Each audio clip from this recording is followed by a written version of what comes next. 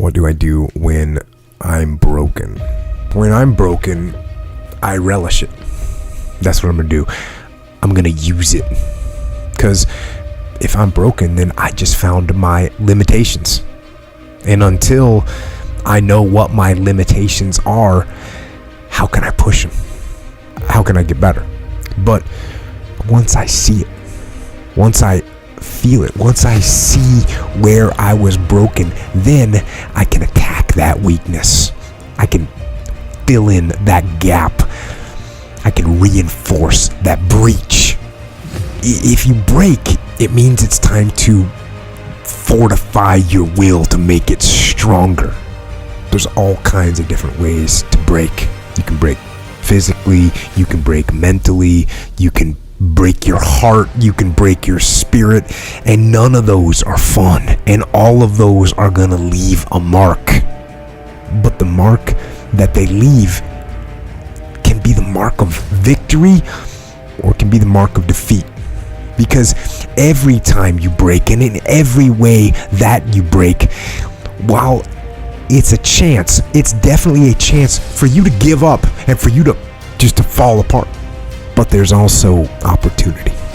There's opportunity to get stronger and get smarter and get faster and get tougher and get more stable and get more resilient and get better. When you break, you have the opportunity to show the world, the whole world, what you are really made of. So if you break, if you break, the fight isn't over. In fact, if you break, the fight is just beginning.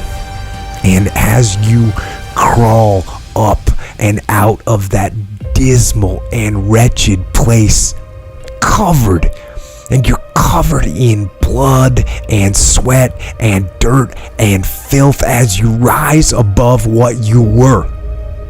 And as you take the form of who you are supposed to be, you will see that in the very act of standing up, in the very act of fighting on, you will become and you will remain unbroken. I'm not saying to put yourself down. I'm saying listen to the truth. And the truth isn't in the 20%.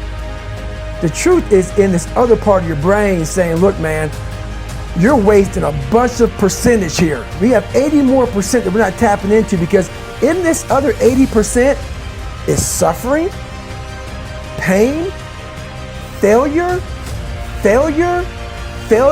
self-doubt, darkness, and then a whole bunch of light.